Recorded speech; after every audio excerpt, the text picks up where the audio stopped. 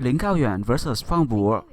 As I said previously, this is a very tough match for Lin Gaoyuan. This is the match of Group D.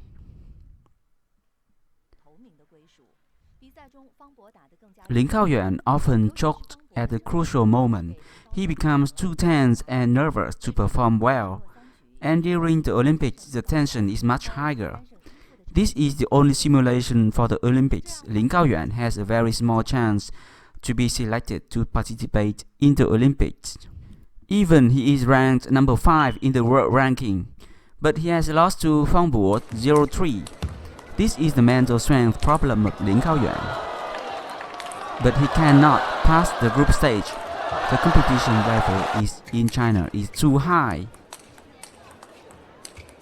They often say that to win the national champion in China is much harder than winning the world championship.